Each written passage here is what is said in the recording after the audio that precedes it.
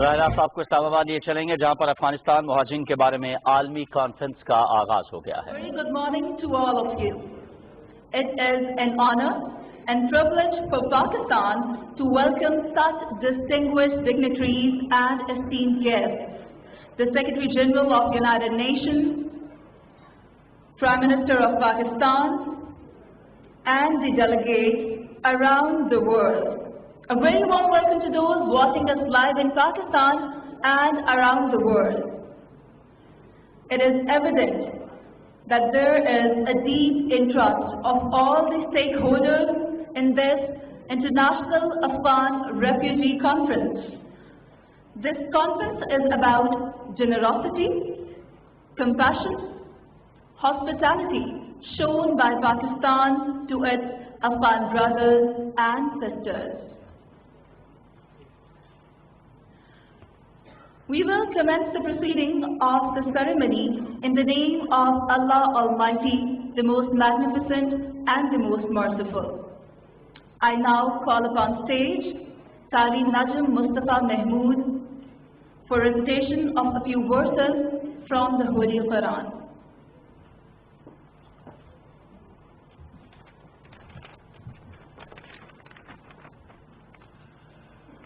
أعوذ بالله من الشيطان الرجيم. بسم الله الرحمن الرحيم.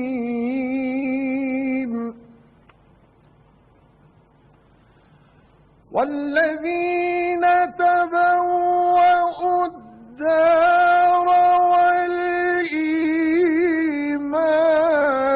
من قبلهم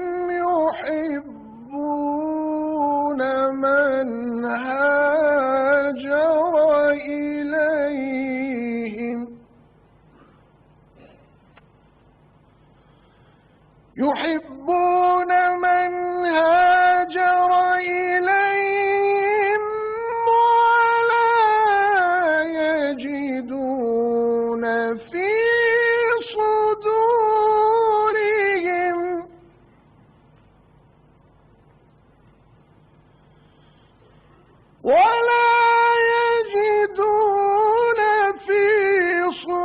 صدورهم حاجة مما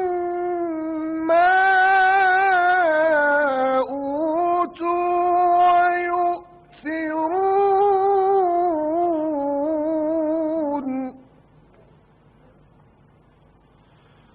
ويؤثرون على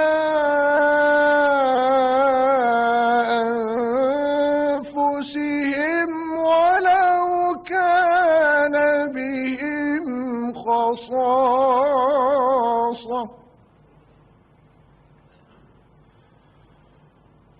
ومن يوق شح نفسه فأولئك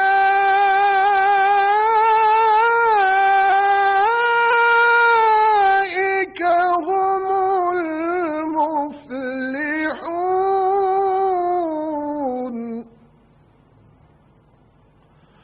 ويؤثرون على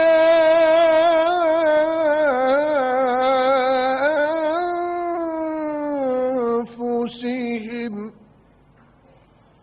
ولو كان بهم خصاصة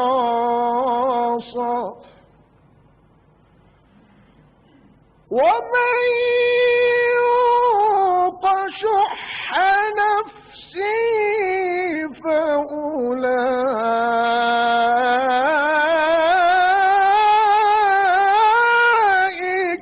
هم المفلحون.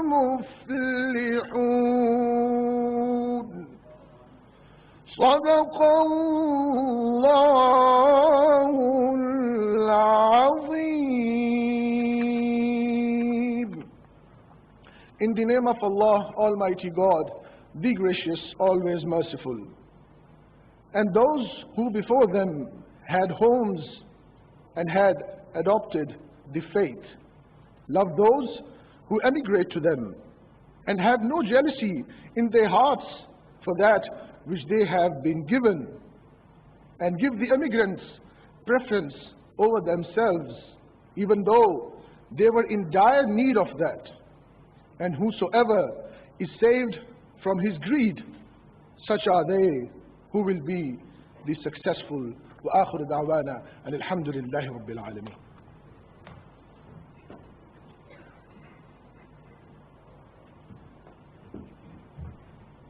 Jazakumullah. As we all know that children are future of every nation, I shall now invite Afghan and Pakistani children to sing the national anthem of Pakistan and Afghanistan.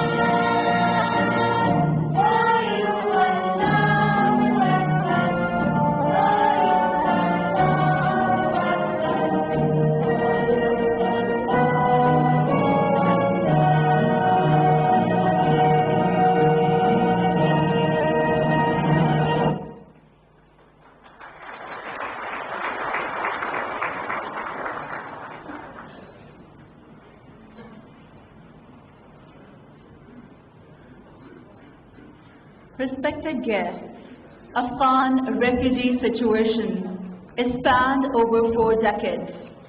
To capture 4 decades in a short documentary is simply not possible. However, an effort has been made to tell the story of 4 decades in 4 minutes. Ladies and gentlemen, let us watch the video.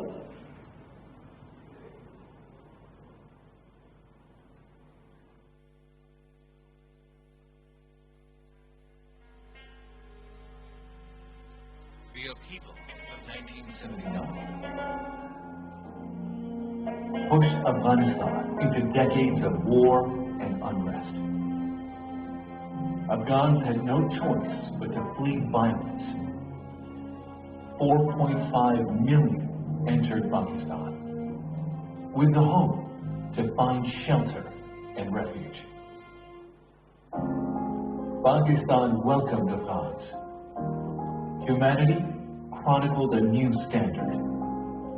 Warm hearts, open arms. People shared their lands. Houses, hujras, and orchards. Offered roofs to the homeless. Hosts compromised their ease and comfort.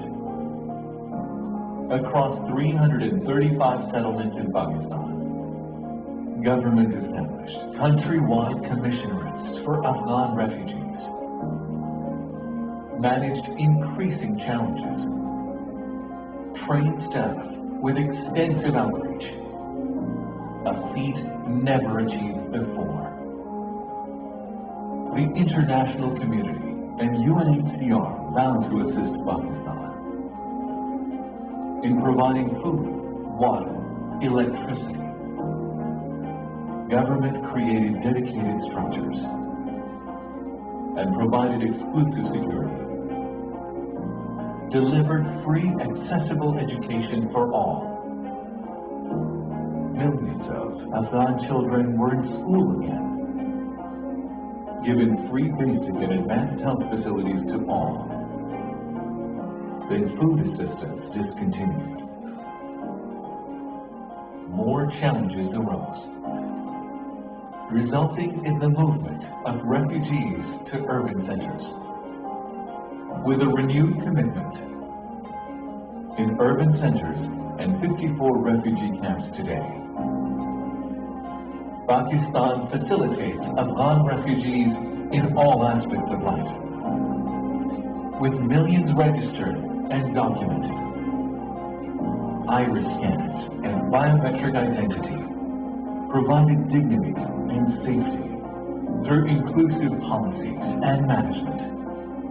Provides free primary education, easy access to higher and professional education, thousands of scholarships for higher studies, grants financial freedom, access to the private sector,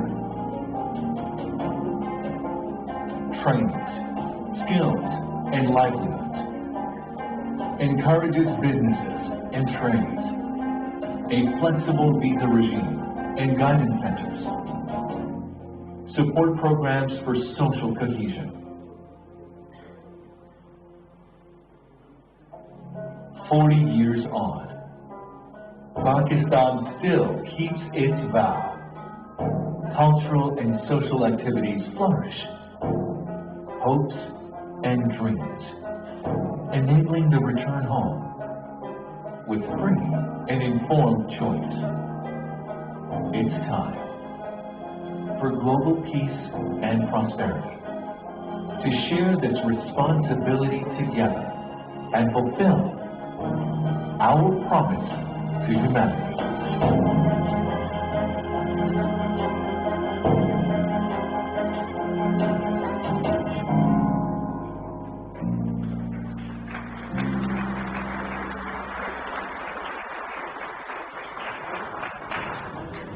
I will now request the Federal Minister of State and Frontier Regions of Pakistan, Mr. Mehboob Sultan, to deliver his welcome remarks.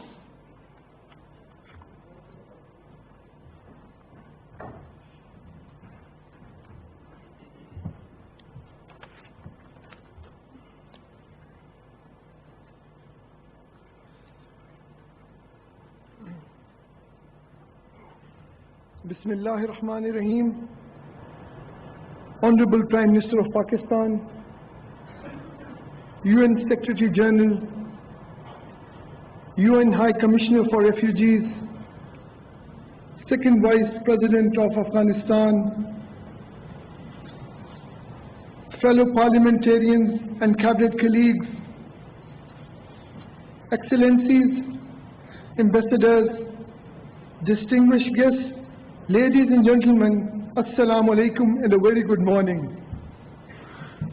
I am honored and privileged to welcome all the participants of the International Conference on 40th years of hosting Afghan refugees in Pakistan. It was a state duty, and I am glad to share that it had been and is still being pursued as per our traditions and humanitarian requirements. Excellencies, as you know, this conference is jointly convened by the Government of Pakistan and UNHCR to highlight Pakistan's immense contribution and assistance of UNHCR, donor countries and other stakeholders since 40 years. We are to reaffirm our commitments for enhanced solidarity through more vigorous and predictable partnerships for the protected refugee situation. The aim is to galvanize support for the creation of conditions that enable voluntary repatriation and sustainable reintegration in Afghanistan, and international responsibility sharing with host countries. In line with the solution strategy for Afghan Refugee Support Platform, ladies and gentlemen, the 2 days conference, apart from the ongoing high-level segment, will cover 2 ministerial roundtable meetings, high-level panel discussions, and refugees' experiences. These interactions, statements, and speeches would greatly help to explore the multi-dimensional approaches and pursuing the durable solution of the protected refugees situation. I'm quite hopeful that the 2 days event would give us some tangible and durable solution that would not only help in alleviating the suffering of Afghan refugees in the region, but across the globe as well.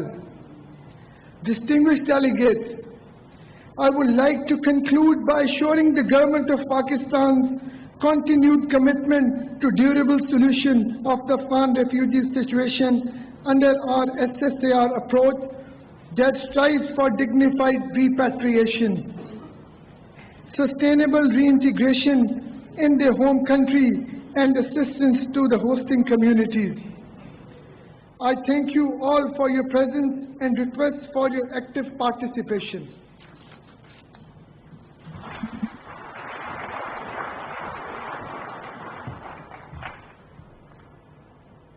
Thank you, Minister Sultan, for your remarks.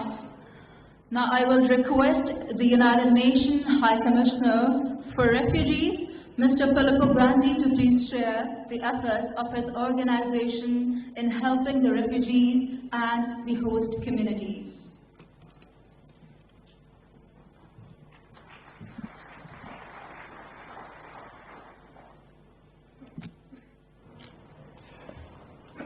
Honorable Prime Minister, Mr. Vice President, Secretary General, Ministers, and ladies and gentlemen. For the last 40 years, as we have heard, the people of Pakistan have stood with their Afghan neighbors. Through the early days of upheaval and displacement, when a third of the country's population fled across its borders in just a few years. Through moments of hope, when millions returned, seeking stability and the future back home. As the UNHCR representative in Afghanistan almost 20 years ago, I was personally privileged to be part of a collective, extraordinary effort to support 3 million Afghans return home after years of exile. It was a historic repatriation, and allow me to add the highlight of my professional experience. But Pakistan, and of course also Iran, have been with Afghan refugees through bitter times of hardship and loss, renewed conflict and uncertainty. and through years of efforts to rebuild a fractured nation and secure the peaceful future that the people of Afghanistan deserve. This is what we're here to mark today: the compassion, the hospitality, the solidarity of the people of the host countries, and the courage and resilience of the Afghan people. For Afghans, as you know, the story of their exile has been long and painful, marked by moments of hope and despair. A story that will not be complete until solutions can be found back in their own country. From the refugee perspective, that path remains uncertain. Inside Afghanistan, fighting continues to kill and maim civilians, shut down schools and clinics, and limit economic activity. More than 400,000 people were displaced within the country last year alone by conflict, drought, and other natural hazards. And just 8,000 refugees were able to return home through the voluntary repatriation program.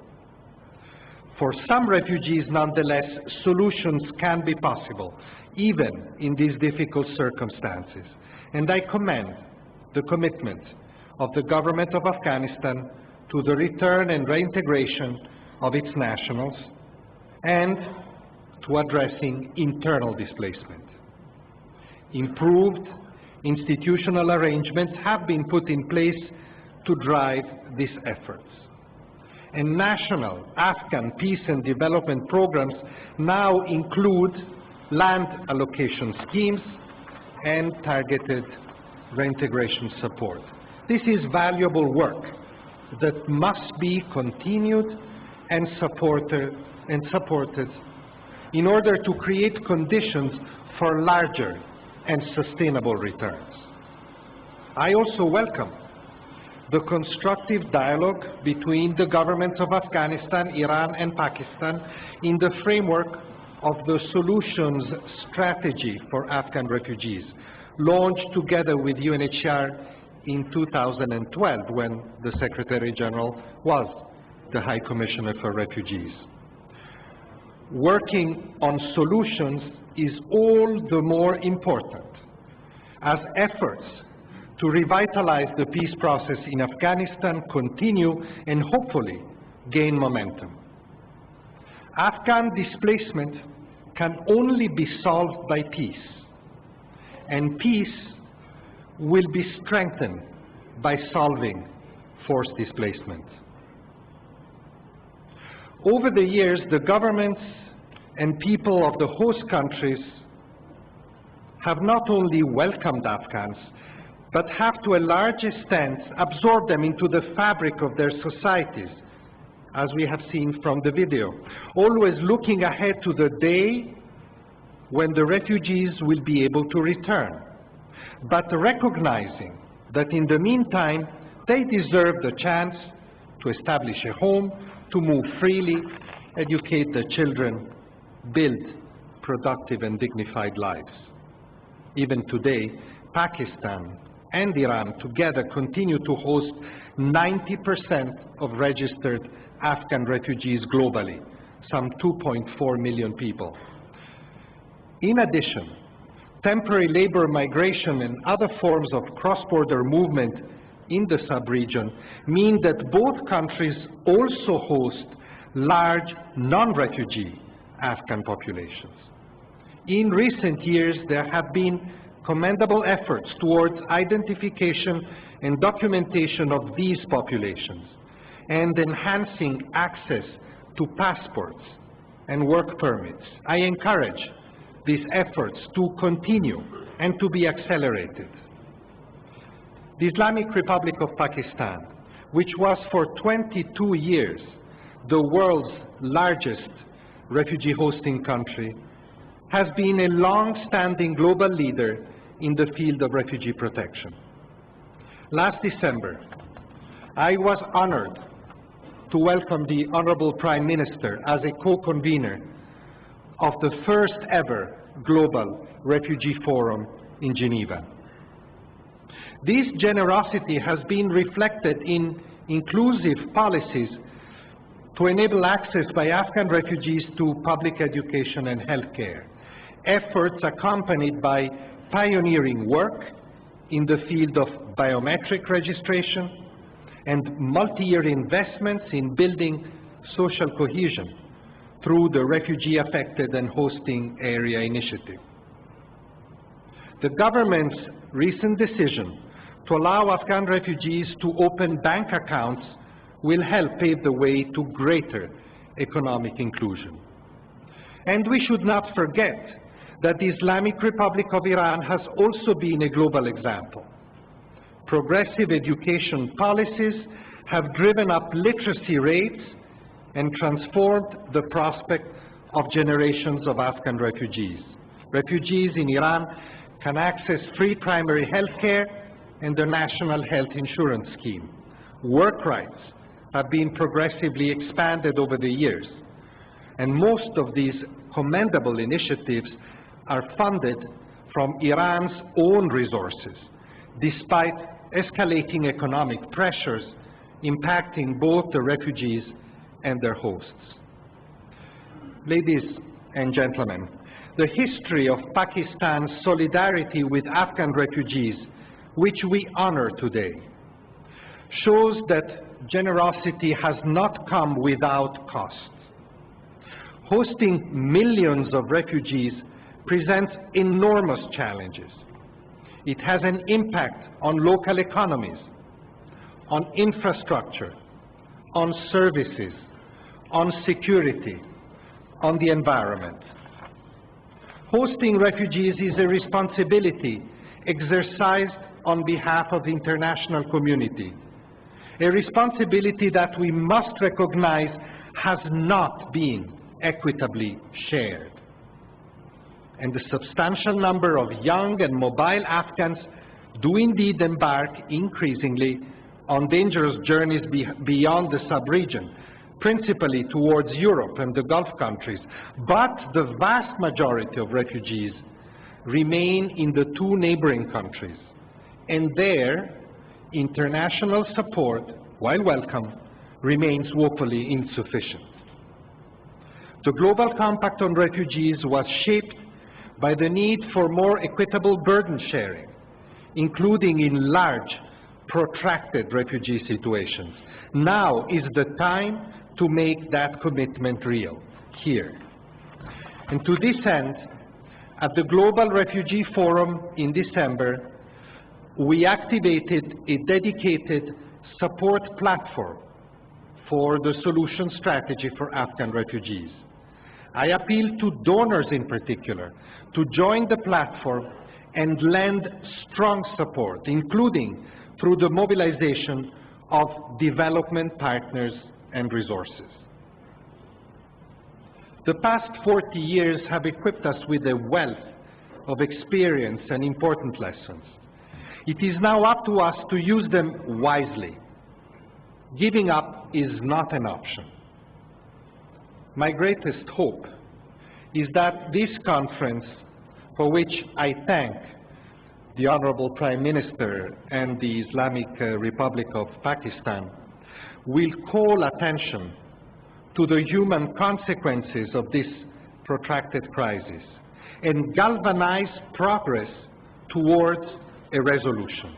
Meanwhile, we cannot abandon Afghan refugees and Afghans inside the country to another year, let alone to another decade of carving out a precarious existence while waiting for peace to come. Thank you.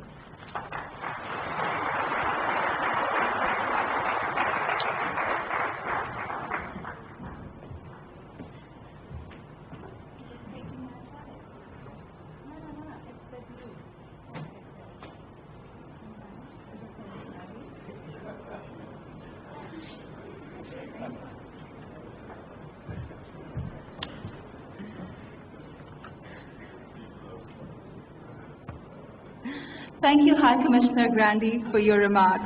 Now I request the Foreign Minister of Pakistan, Shah Mahmood Qureshi, to please come and share his thoughts with us.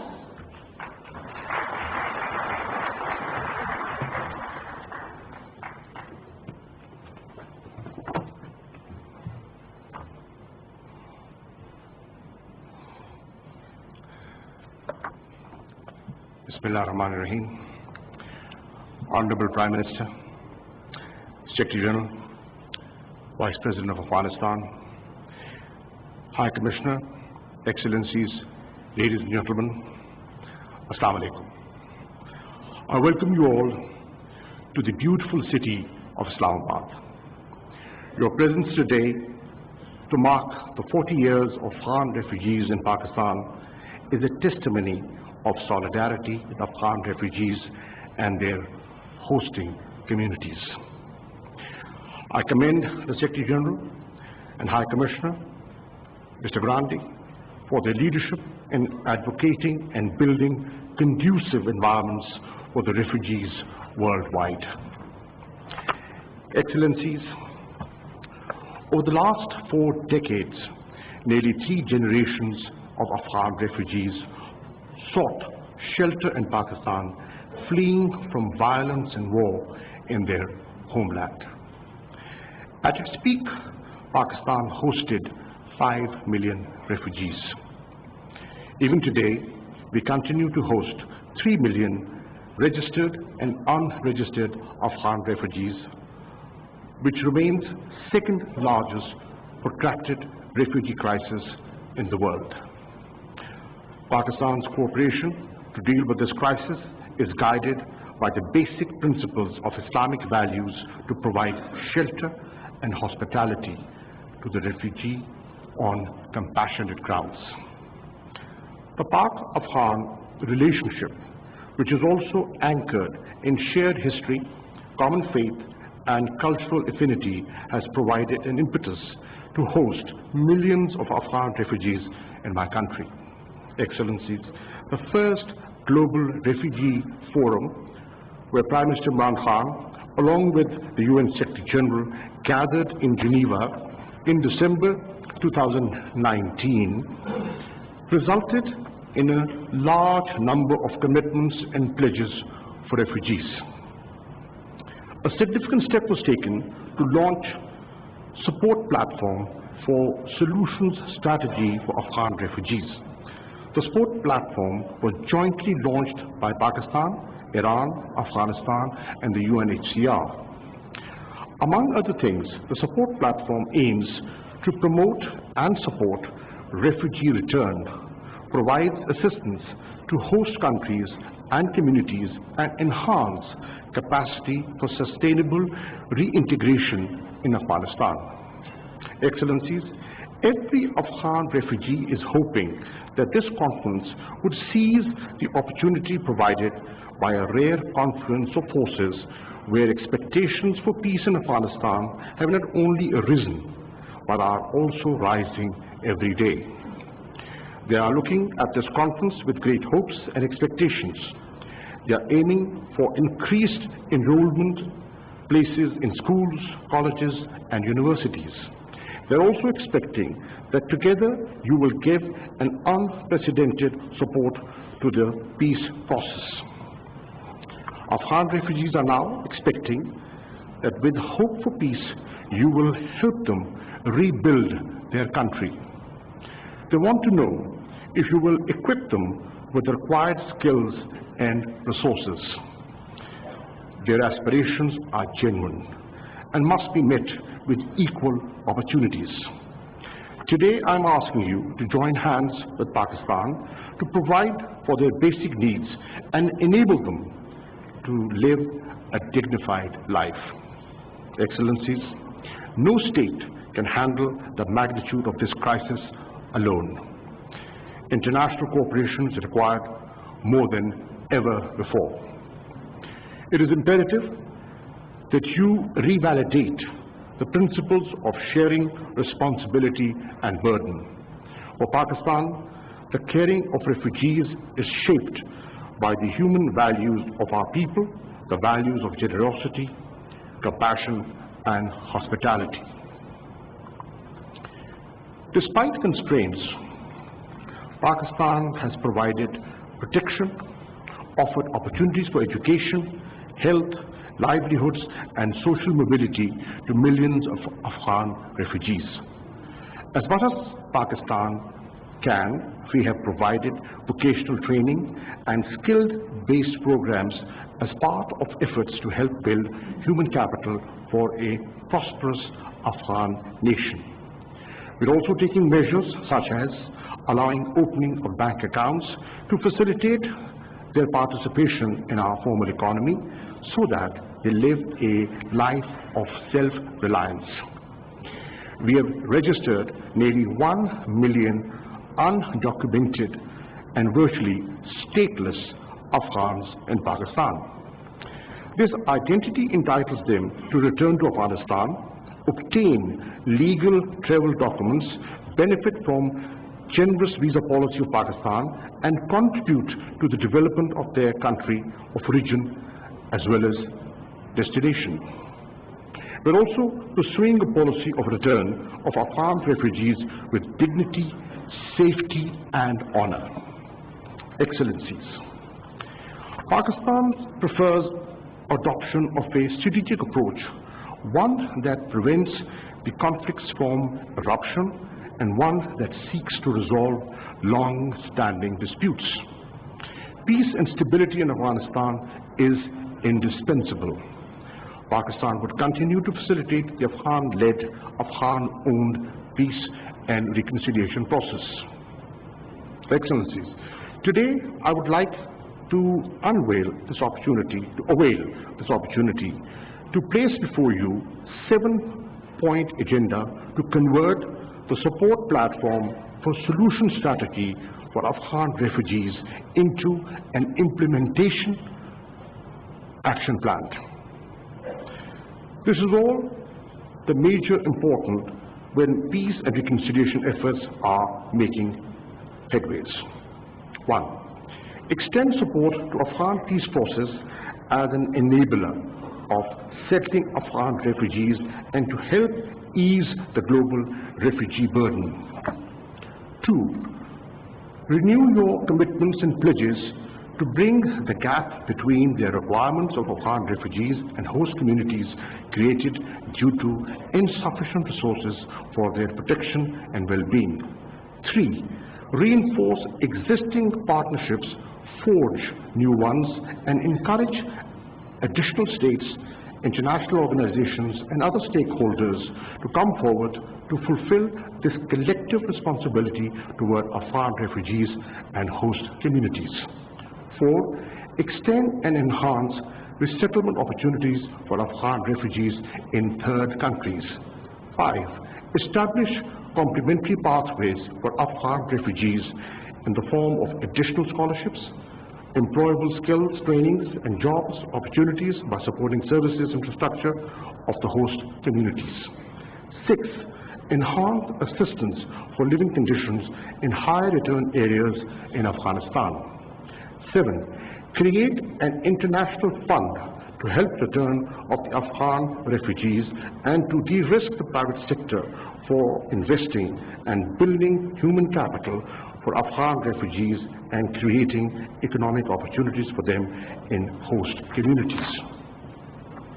Excellency, finally, I take this opportunity to reaffirm that the government and people of Pakistan will continue to support their Afghan brothers and sisters who have chosen to stay in our country as a place of safety and refuge. We will also work with the international community on developing a gradual, time-bound and well-resourced and mutually agreed roadmap on refugee return. This should be a vital component of peace deal for stability and sustainable prosperity in Afghanistan. I thank you.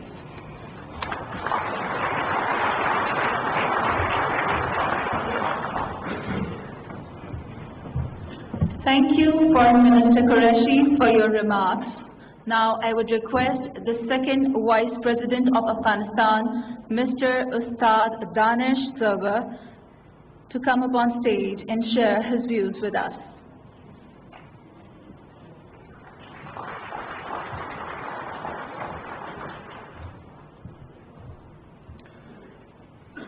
بسم الله الرحمن الرحیم.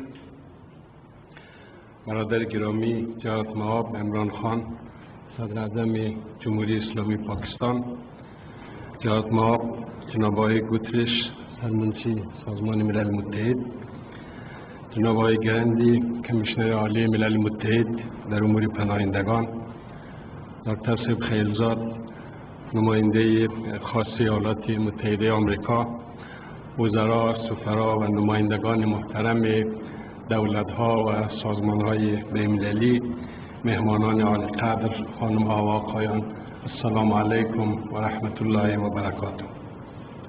در ابتدا از دولت جمهوری اسلامی پاکستان و مخصوصاً جناب مهاب عمران خان صدر اعظم صمیمانه تشکر میکنم که به مناسبت 40 سالگی میزبانی پاکستان از مهاجرین افغان این کنفرانس مهم را دایر کردند و همچنین از نمایندگان همه کشورها و سازمانهای بین‌المللی از مقامات سازمان ملل متحد مخصوصاً جناب آقای گوترش تشکر میکنم که هم در برگزاری این کنفرانس همکاری کردند و اشتراک کردند و همواره در طول این 40 سال از حامیان مهاجرین افغان بودند.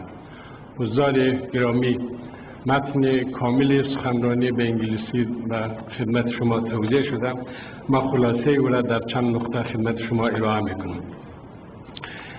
در این رابطه 3 موضوع مرتبط به هم درباره دیدگاه‌های دولت افغانستان در خدمت شما مطرح میکنم. اول موضوع مهاجرین. ما در تاریخ و فرهنگ دینی خود 2 تجربه بسیار ارزشمند از مهاجرت در صدر اسلام را داریم. یکی مهاجرت و پناه آوردن جمعی از مسلمانان به حبشه و دیگری به مدینه.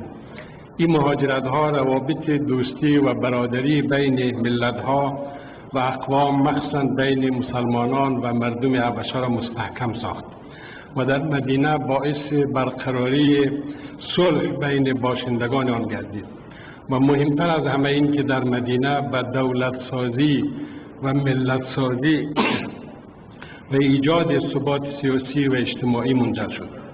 مهاجرت مردم افغانستان در دوره جهاد ضد شوروی سابق نمونه از همین مهاجرت ها بود. در دهه 1980 بیش از 60 میلیون افغان به پاکستان و ایران مهاجر شدند. ما از پاکستان و ایران از بابت اینکه در آن سالهای جنگ و جهاد به مردم ما پناه دادند و پناهگاه برای همیشه سپاسگزار هستیم. در آن سالها پاکستان برای ما واقعا یک پناهگاه بود. پناهگاه به معنای واقعی کلمه که رشته های دوستی و برادری بین 2 ملت را نیز برای همیشه محکم و استوار ساخت. بدون شک حضور انبوهی از مهاجرین ما در کشورهای همسایه مشکلاتی هم برای میزبانها داشته است، اما میخوام تاکید کنم که در بسیاری از حالات مهاجرین ما در اقتصاد این کشورها نقش مثبت داشتند.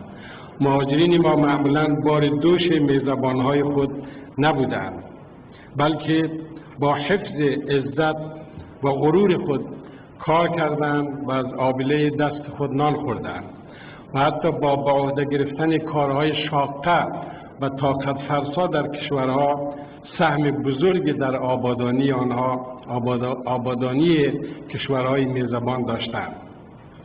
اما از سال 2001 به بعد که در افغانستان یک نظام مبتنی بر قانون اساسی و انتخابات حاکم شد و پاکستان هم این دولت و مشروعیت آن را به رسمیت شناخت، متاسفانه گروه‌هایی از مخالفین دولت افغانستان در پاکستان از میان مهاجرین به سربازگیری دست دادند و در حقیقت از کمپ‌های مهاجرین برای خود پناهگاه و آموزشگاه ساختند و در همین کمپ‌ها علیه دولت مشروع افغانستان دست به تبلیغات دادند و حتی جنگ‌های تخریبی و تروریستی را بر ضد دولت مشروع افغانستان آغاز کردند.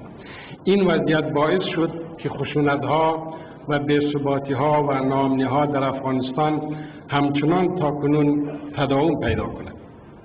جناب مهابان گرامی، در رابطه با عودت مهاجرین چند نکته کوتاه را یادآوری می‌کنم. 1. در طول 5 سال اخیر برخلاف تصور جامعه بین‌المللی عودت مهاجرین به عنوان یک موج دوامدار از پاکستان و ایران به صورت پیوسته جریان داشته است. از سال 2002 تا 2019 میلیون ها مهاجر از کشورهای مختلف مخصوصاً پاکستان و ایران به افغانستان بازگشتند. ما همیشه از عودت مهاجرین استقبال کرده ایم و همچنان استقبال میکنیم. 2. اما واضح است که موضوع مهاجرین افغان در پاکستان یا ایران و یا هر جای دیگر نباید به یک مسئله سیاسی و به یک عامل فشار بر حکومت افغانستان تبدیل شود و مهاجرین ما نباید به خاطر مسائل سیاسی مورد بی‌مهری و فشارهای بیجا قرار گیرند و حقوق بشری آنان تلف شود. ما بر این باوریم که باید با کمک و مشوره همدیگر و با نظارت سازمان ملل متحد برنامه و مکانیزم مشترکی را تنظیم کنیم که عودت به عنوان یک پروسه عادی و منظم و با آگاهی و آمادگی و همکاری دو طرف تطبیق شود. 3. در مکانیزم عودت باید در پرتو معاهدات و اسناد بین‌المللی اولا عودت باید داوطلبانه باشد و نه اجباری و به صورت اخراج گروپی و ثانیاً باید تدریجی بوده و تقسیم اوقات منظم داشته باشد و سوم در میان مهاجرین ما یک گروه بزرگی از افرادی هستند که صاحب دانش، تخصص و سرمایه هستند. باید با آنان اجازه داده شود که به صورت قانونی دانش و سرمایه و کسب و کار خود را به افغانستان انتقال دهند. 4. نکته مهم این است که جامعه بین‌المللی باید یک نقش روشن و شفاف و مؤثر را به عهده بگیرد. ما در عودت مهاجرین از کمک‌های نقدی و جنسی به مهاجرین استقبال می‌کنیم، ولی این بسنده و مفید نیست. باید همکاری و کمک جامعه بین‌المللی رشد محور باشد و به ایجاد شغل و اقتصاد پایدار در افغانستان کمک کند. دوم، موضوع جنگ و صلح در افغانستان. در این رابطه چند نکته کوتاه را قابل تذکر می‌دانم. 1. از آنجا که عودت مهاجرین پیوند وثیق به مسئله صلح دارد، ما از مذاکرات بین طالبان و ایالات متحده آمریکا به منظور امضای یک موافقتنامه به تمام معنای استقبال می‌کنیم.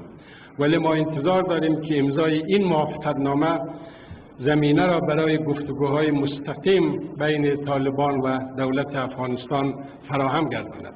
2. دولت جمهوری اسلامی پاکستان باید در ایجاد صلح با ما شریک باشد.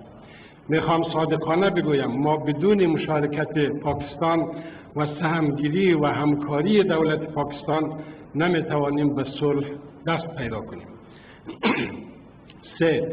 اگر طالبان پایگاه‌ها و پناهگاه‌های خود و رابطه خود با سایر گروه‌های افراطی و تروریستی را همچنان حفظ کند، هرچند آتش بس هم شود، صلح پایدار به دست نخواهد آمد. مردم ما خواستار ختم بنیادی خشونت هستند و صلح تنها یک وسیله برای ختم خشونت است.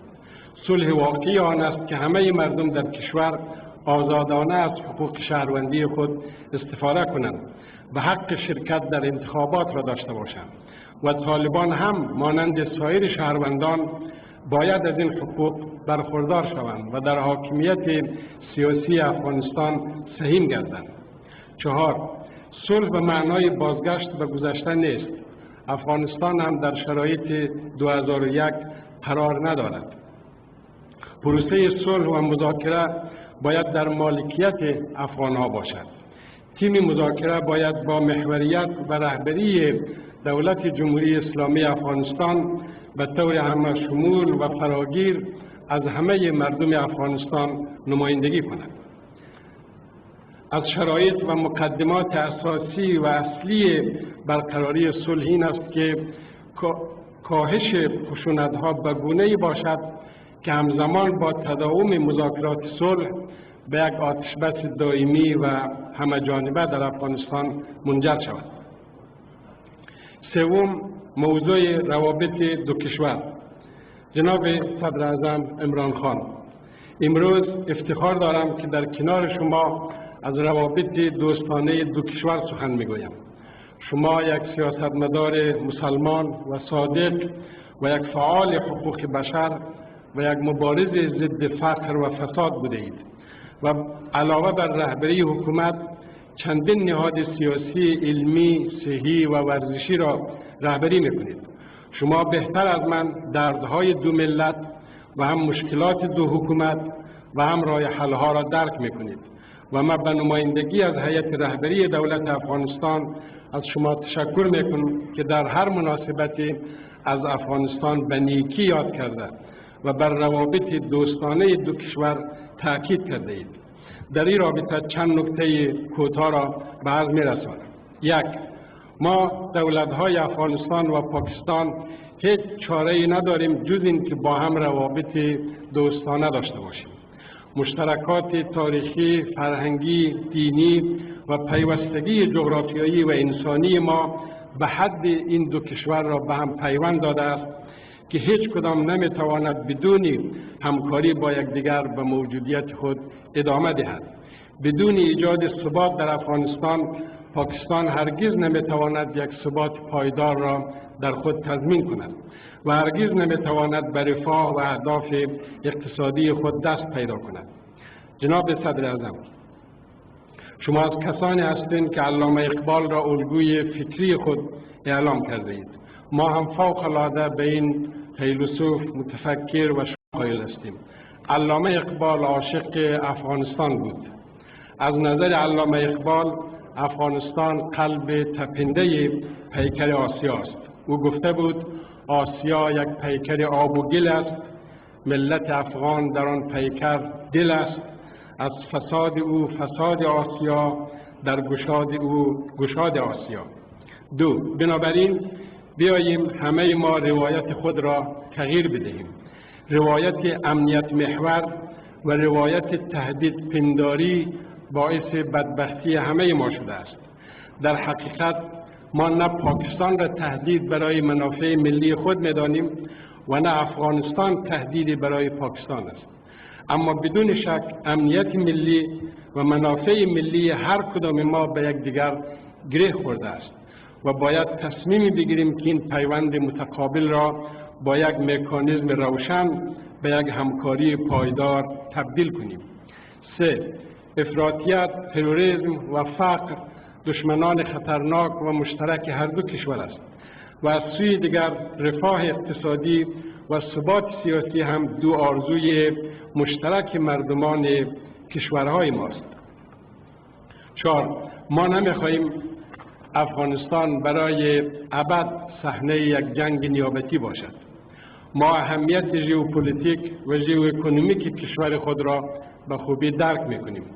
افغانستان برای قرنها در مسیر راه ابریشم و در چهارراه تجارت و دادوستد منطقه‌ای و بین المللی قرار داشته و برای بیش از 2000 سال نقطه تلاقی مسیرهای تجاری بین چین و هند و شرق میانه و اروپا بوده است و ما اکنون هم می‌خواهیم که نقطه اتصال منطقوی و نقطه وصل همکاری‌های اقتصادی و فرهنگی باشیم. طبق مطالعات بانک انکشاف آسیایی در 2005 در صورتی که 13586 کیلومتر کوریدورهای جاده‌ای برای تجارت بین آسیای مرکزی و آسیای جنوبی و شمول 3657 کیلومتر آن در خاک افغانستان اگر تکمیل گردد، تجارت منطقه‌ای به میزان 160% و تجارت ترانزیتی در منطقه به میزان 111% افزایش خواهد یافت. افغانستان کوتاه‌ترین مسیر برای انتقال گاز ترکمنستان به پاکستان و هند است که پروژه تاپی همکنون تحت کار است و همچنین صدور برق از قرقیزستان و تاجیکستان به پاکستان از طریق افغانستان یا کاتا 1000 همکنون تحت کار می باشد. ما برای این همکاری‌های منطقوی سازوکارهای مناسبی داریم، همچون کنفرانس همکاری‌های منطقوی یا ریکا، پروسه استانبول یا قلب آسیا، ایکو و همچنین سارک که خوشبختانه در همه اینها افغانستان و پاکستان با هم هر دو عضو هستیم. 5. در کنار آنچه گفتیم چند مسئله عاجل هم وجود دارد که دولت پاکستان باید برای حل آنها با ما همکاری کند. همکاری ها در زمینه تسهیلات تجارتی و ترانزیتی، حل مشکلات امنیتی، مبارزه با پولشویی و قاچاق مواد مخدر و استرداد مجرمین. در مورد استرداد مجرمین و همچنین تبادله محبوسین ما نیاز به یک توافقنامه استرداد مجرمین و همکاری های قضایی داریم که باید از طریق نهادهای مربوطه طرفین تهیه شده و هرچه زودتر به امضا برسد تا مشکلات موجود عدلی و قضایی بین ما حل شود. با امید توسعه هرچه بیشتر روابط دوستانه بین دو کشور و دو مردم ما و به امید عودت با عزت و داوطلبانه مهاجرین افغانستان. تشکر از توجه شما و السلام علیکم و رحمت الله.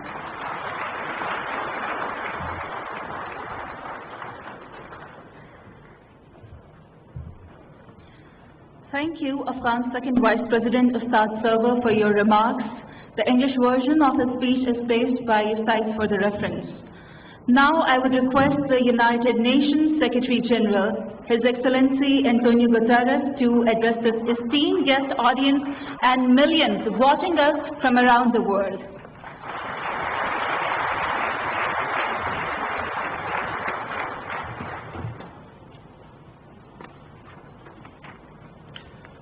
Honorable Prime Minister of Pakistan, Vice President of Afghanistan, Excellencies, ladies and gentlemen, all protocol observed. Assalamu alaikum. We come together to recognize a remarkable story of solidarity and compassion. It is important to do so for many reasons, not least because it is a story that is sorely lacking in much of our world today. For 40 years, the people of Afghanistan have faced successive crises. For 40 years, the people of Pakistan have responded with solidarity. The generosity now spans across decades and generations. And this is the world's largest protracted refugee situation in recorded history. And this is also a story that is close to my heart. In my previous life as UN High Commissioner for Refugees, Pakistan was a familiar destination. During most of my period as High Commissioner, Pakistan was the #1 refugee hosting country on earth. For more than 3 out of every 4 years since 1979, either Pakistan or Iran have ranked as the world's top refugee hosting country. And even though major conflicts have since unfortunately erupted in other parts of the world and the refugee population has soared, Pakistan today is still the world's second largest refugee hosting country.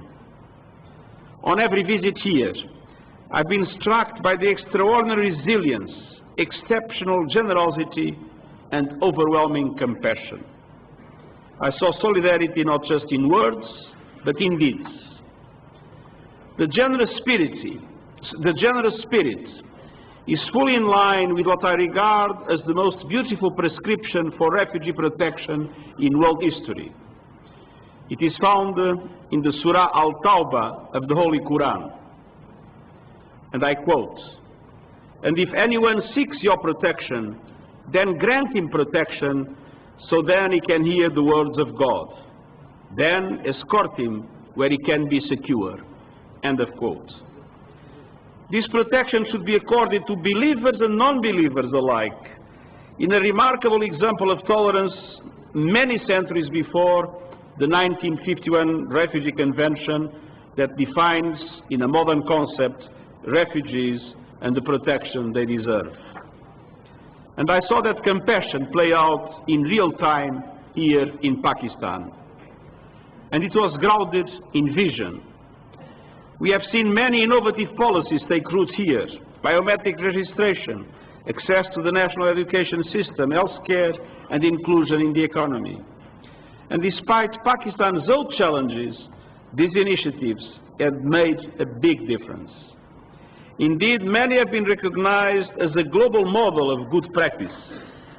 Some of those progressive policies have inspired elements of the Global Compact on Refugees. And we have been proud to work with you to support Pakistani host communities and Afghan refugees. We have done so through integrated humanitarian and development actions across the country, alleviating the burden on Pakistan's national public service system and helping Afghans sustainably reintegrate back home. But we must recognize that international support for Pakistan has been minimal compared to your own national efforts. As we look to the challenges ahead, the global community must step up. On the one hand, we mark 40 unbroken years of solidarity, but we also despair at 40 broken years of hostility. The Afghan conflict drags on, and we see the deep impact of the protracted nature of conflict, poverty, and forced displacement. We know the solutions lies in Afghanistan. And I hope the signals of a possible pathway for peace will lead to a better future for the people of Afghanistan. I see with us Ambassador Khalizad, and I want to strongly encourage to pursue the way of peace. And you can count, and the Afghan people can count with the United Nations to support the efforts for peace. We don't seek any protagonism. We are here only to serve. The Afghan people need and deserve, finally, peace and prosperity in full respect of their human rights. I want to reaffirm that the preferred durable solution for refugees has always been voluntary repatriation in safety and dignity to their country of origin. And this is also true for Afghan refugees. Our efforts on return and reintegration, led in large measure by UNHCR, are aligned with the Afghanistan National Peace and Development Framework. We are working together on a region-specific support platform to assist voluntary repatriation and sustainable reintegration of refugees in Afghanistan, while providing help to refugees and their host communities in both Pakistan and Iran.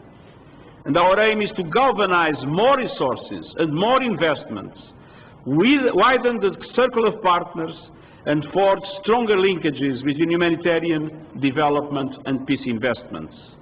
And youth empowerment must be a special focus. We need a renewed commitment.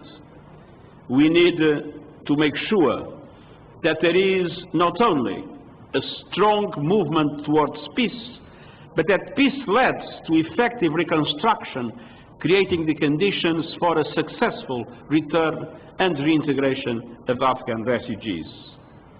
Working towards solutions for the Afghan people is not just a sign of solidarity, it's in the world's best interests.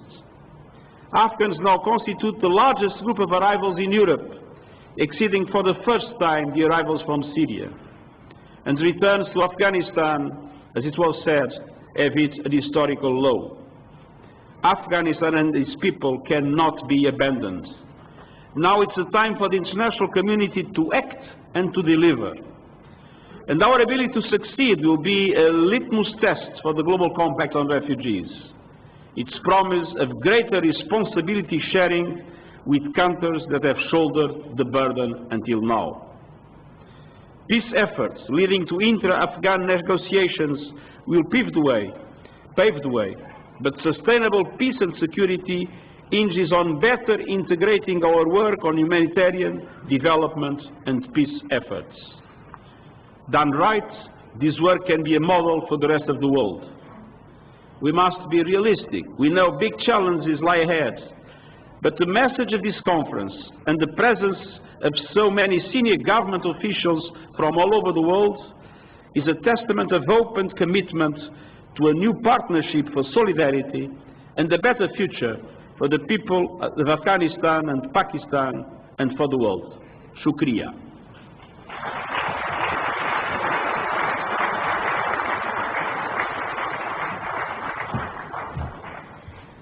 Thank you, Secretary General Guterres. Now, the man who has been a world leader in advocacy for peace and reconciliation and inclusive and sustainable development. Ladies and gentlemen, please welcome the Prime Minister of Pakistan, Mr. Imran Khan.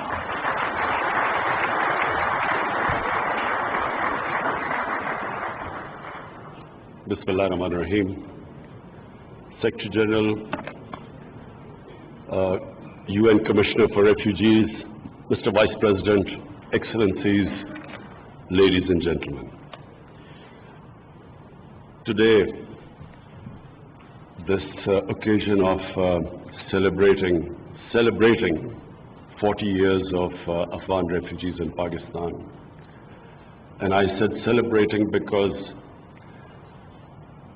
there are not many instances in the modern world where those who have been refugees have conducted themselves with such dignity and honor, and the hosts, despite challenging economic situation, probably the last 20 years have been the most difficult for the people of Pakistan in terms of our economic situation.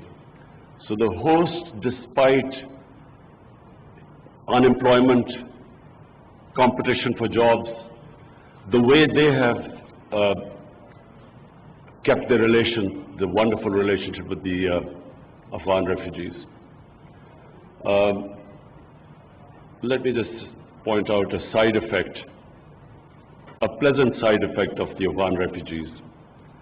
The children in the refugee camps started watching the Pakistan cricket team and learning how to play cricket.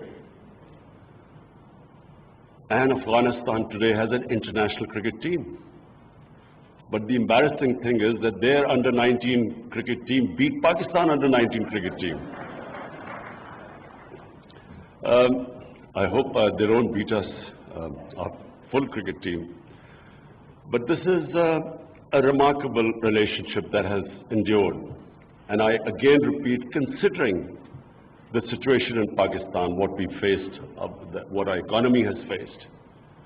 And it reminds me of one thing which I learned during when I was raising funds in my country for various charities, that generosity has nothing to do with one's bank balance.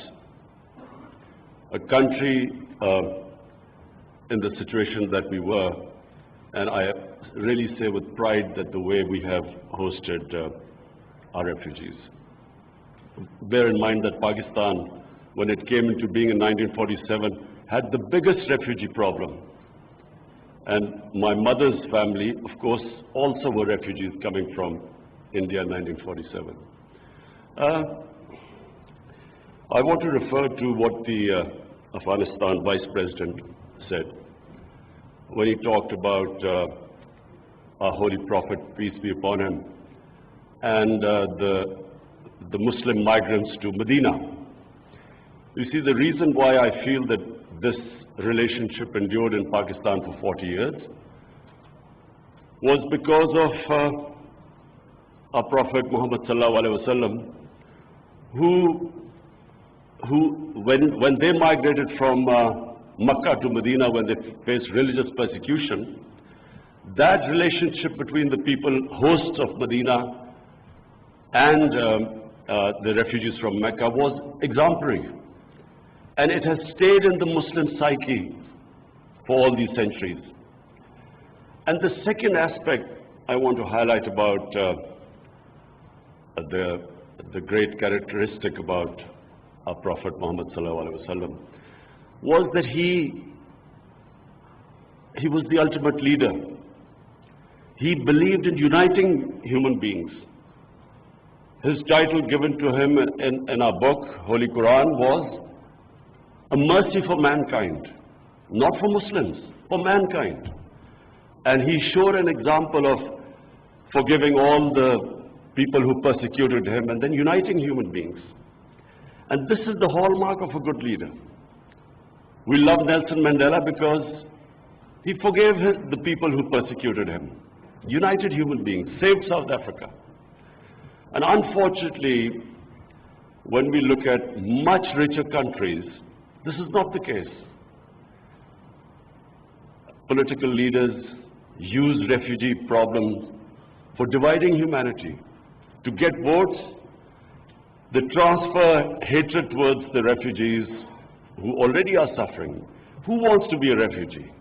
It is probably the most difficult decision for a human being to leave his home. And so as it is, the refugees are suffering because they are refugees. And on top of it, they face this xenophobia in so many influential, affluent, rich countries.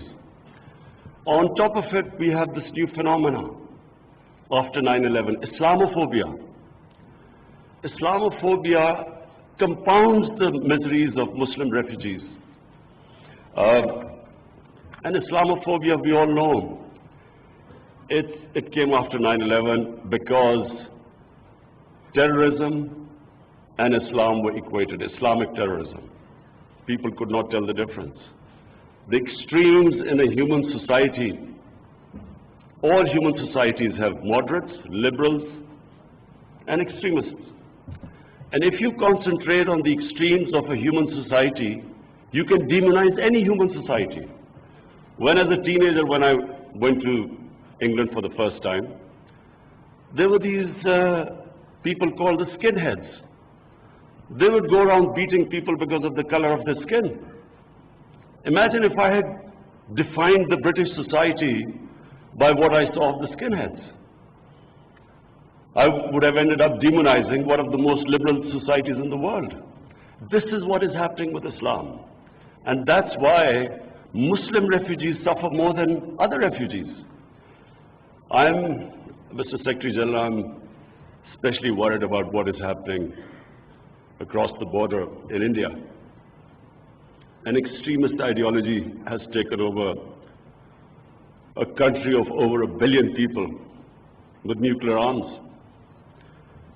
The ideology which talks about racial superiority and then shifts the blame for why this race hasn't attained its so-called great potential, they shift it towards another minority and spread hate against it. This is the easiest way of getting votes. Nationalist parties all over the world now are gaining by actually blaming another human community for all their problems. And in India, with two legislation, the Registration Act and the Citizen Act, two legislation which are actually targeting 200 million people in India, Muslims in India.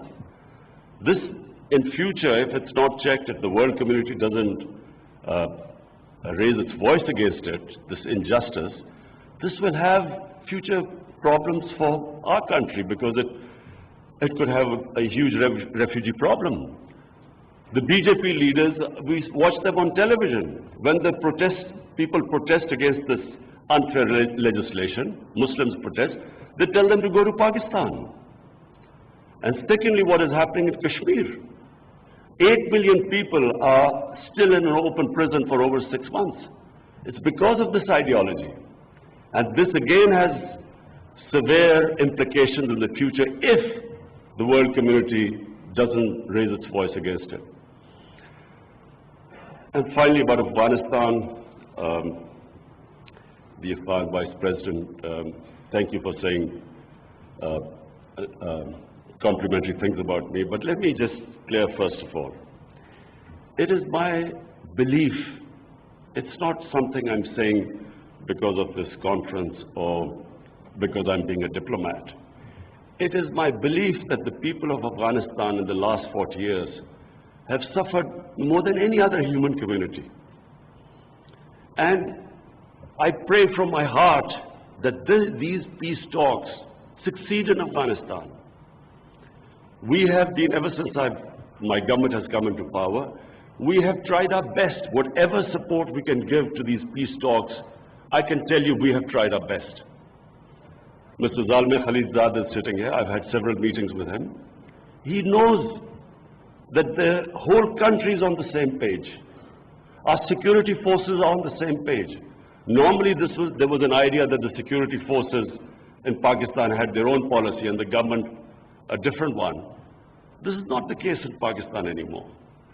Whatever the situation might have been in the past, right now I can tell you, all of us, there's one thing we want is peace in Afghanistan. It's not just because we have 1.4 million registered refugees. We are the second country in the world with the second biggest refugee population, and for 22 years we were the #1 country with the biggest refugee population. It's not because of that, because the people of Afghanistan deserve peace. That's the most important thing. Just on as a human being, we should all hope that the long-suffering Afghan people finally have peace. And we will be doing everything. We are doing everything to facilitate this process. And not only doing everything, we are praying that this peace process now moves forward in the right direction. Mr. Vice President, you mentioned about safe havens in Pakistan.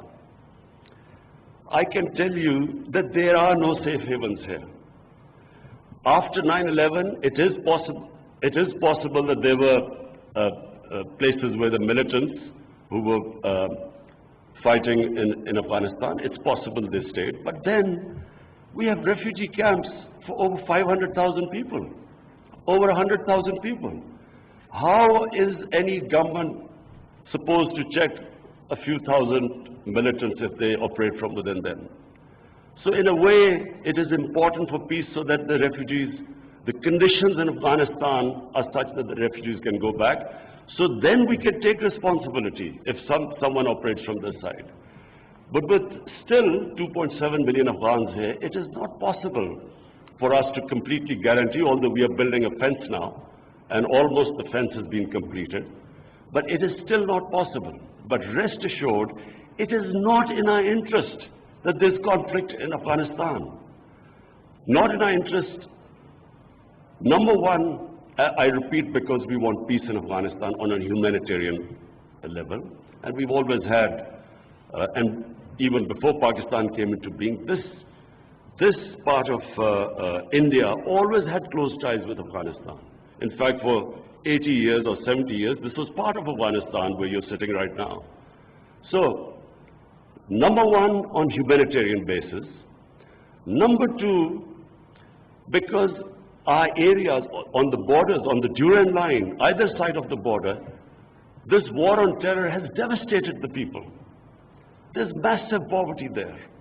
And the one way we can actually bring jobs and prosperity is by having trading relationship and peaceful relationship. So, to rehabilitate the merged districts that have become part of Pakistan, and at one point, half the population of the merged district was internally displaced, internal refugees. So to bring them, give them jobs, bring prosperity, we need peace in Afghanistan. And then, for the future, the connectivity between Pakistan, Afghanistan, and Central Asia, as Mr. Vice President mentioned again, that is the future. Trade. It is how we will give. We have the second youngest population in the world. We need to give them jobs. Jobs won't come with conflict. We need peace. So let me assure you that it is not in the interest of Pakistan for there to be any strife in Afghanistan. Whatever, I don't know, whatever the policies might have been before, but I can tell you, since 1.5 years my government has come into power, we have done everything, and I really mean everything, to facilitate the Afghan peace process.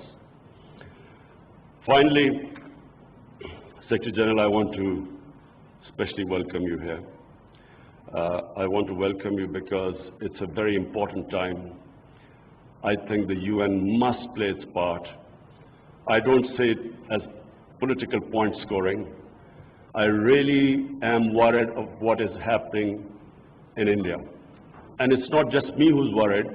If you look at the demonstrations in India, what is going on, the civil society, the intellectuals, the opposition party members, everyone is worried what's happening there.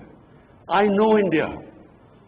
I used to play cricket, and cricket, as you know, the India-Pakistan cricket match, was bigger than most of you probably watch Soccer World Cup. This was the biggest event that ever used to take place. And I can tell you, this is not the India I know. This is not the India of Nehru and Gandhi. This is something unique that's happening. And as a student of history, whenever an ideology that is based on hate and which brings in this ultra-nationalism of any race, it always ends up in bloodshed. This ideology was inspired by the Nazi Germans, by the Nazis. You just have to read what their founding fathers said about the Nazis, how they admired them, the racial purity, and how the ethnic cleansing of Jews was accepted by them. And if this ideology is not checked, like in the 30s, the Nazi ideology was not checked, it will end in massive bloodshed. This is not a small joke, a country of over 1 billion people, Pakistan, a country of over 200 million people. And in future, if the United Nations does not play its part, this could become one of the flashpoints in the world. And that's why not to alarm you, but prevention is better than cure. Before things go out of hand, and the statement of Indian Prime Minister that they can destroy Pakistan in 11 days, does a responsible Prime Minister of a country of over 1 billion people, does he make a statement like that? And then the army chief saying that they can take over Pakistan side of Kashmir whenever the parliament signals. So it is heading in the wrong direction. I was in the United Nations in September, and this was the first time I flagged it. Things have only gone worse since then, and unless the world community takes notice, things will get far worse. Thank you.